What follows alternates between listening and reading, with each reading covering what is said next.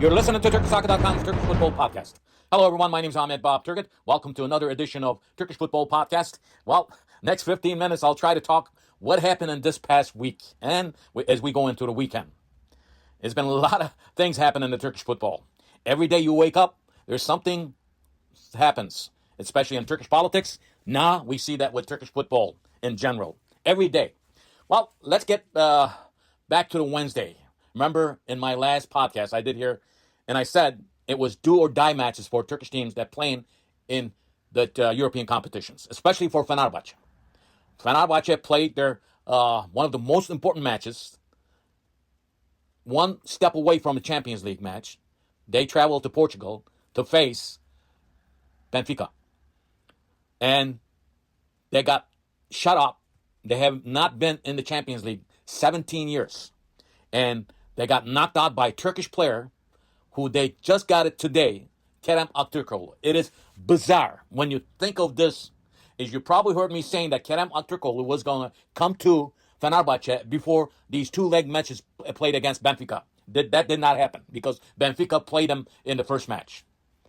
And Kerem Aktürkoğlu, former Galatasaray player, who said on the social media, ever since he was a little kid, he was a diehard Fenerbahce fan.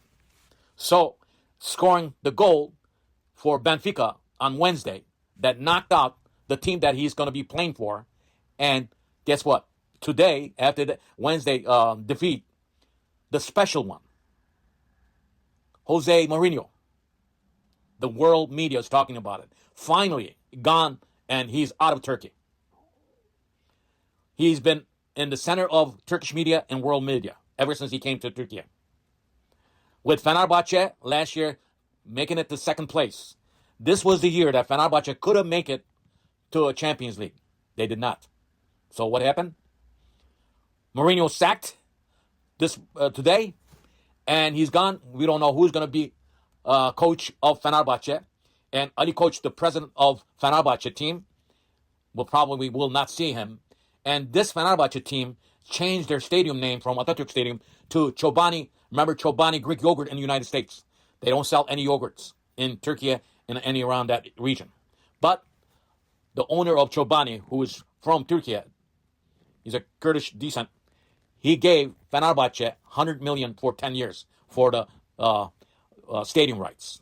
That is why the stadium's called Chobani Stadium. All this stuff, all the money is spent. Mourinho is getting $15 million since Fenerbahce did not offer him the full contract. Check this out. Another thing. They lost almost 30 million because they're not going to a Champions League. They're paying 25 million euros to Benfica. And guess what? They're going to be paying over 60 million for this cause. Not paying, actually. They lost that 30 million because they did not go to Champions League because of Kerem Aktürkoğlu's goal. So that's the case with Fenerbahce. That happened on Wednesday. But I said the same thing for the Turkish teams that plays on Thursday for Samsunspor, Besiktas, and Başakşehir. We talked about Başakşehir was never going to make it because Romanian team already beat them in Istanbul. My gripe was big time with Samsunspor and especially Besiktas playing at home. And you're losing at home. The team that you tied away 1-0.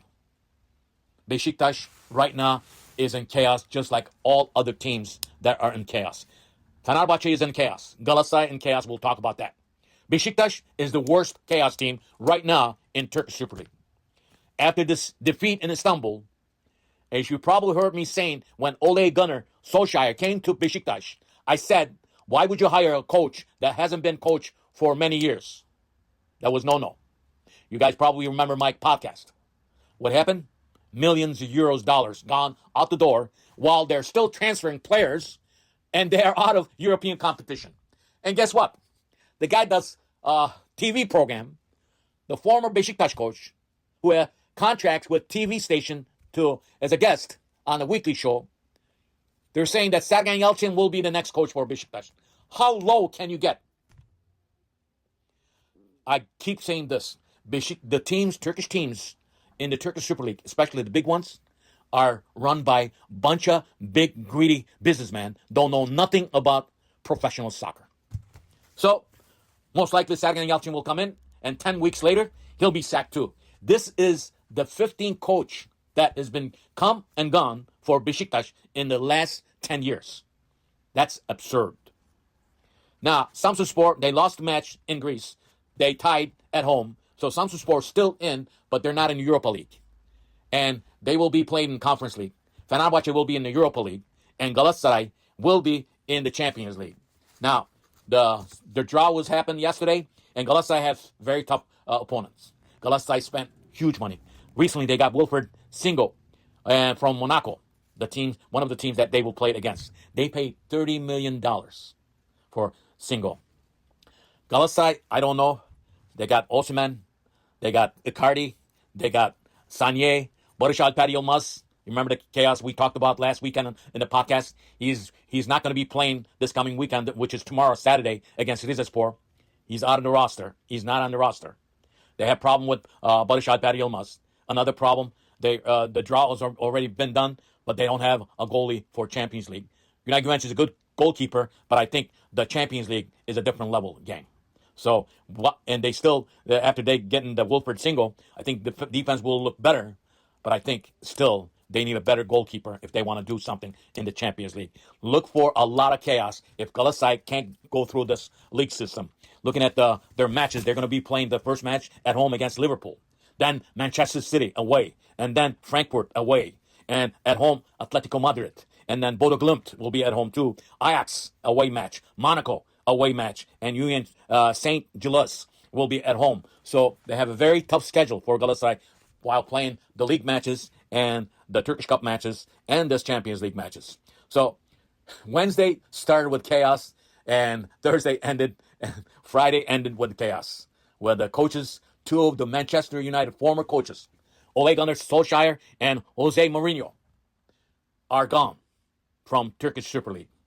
Kerem Aktürkoğlu signed with Fenerbahce, the team that he caused the Champions League match. I can't understand. This is awful.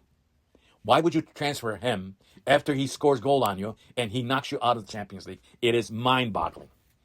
So that's what's happening. As you know, the Turkish national team roster has been announced, and Turkish national team will have 2 matches coming up in September, first week of September 4th. They will They will travel to Georgia, and then September 7th they will be at home in Konya against Spain. 2 important matches in September, and there will be 2 important matches coming up in October for Turkey if they want to go to World Cup 2026.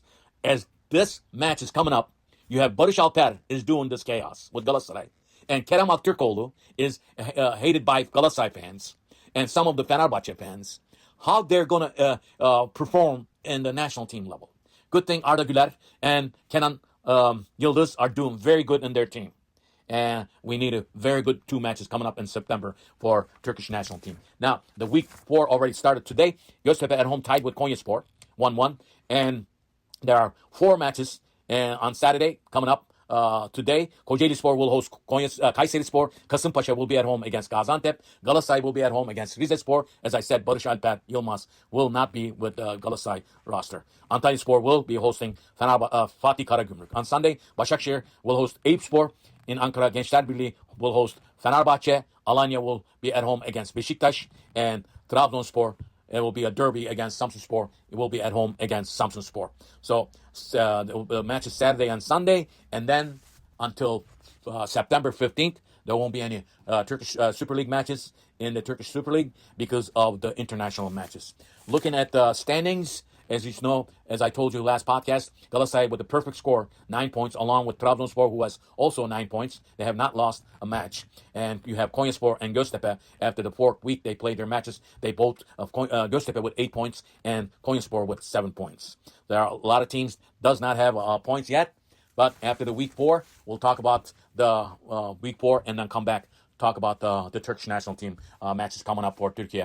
My name's Ahmet Bob Turgut. Listen to my podcast wherever you listen to your podcast. Visit me at X at Turkish Soccer, and visit me on Facebook, Turkish Soccer, Turkish Football, also on Instagram, Turkish Soccer. Again, thanks for listening. Make sure to pass this podcast to your friends, and they could listen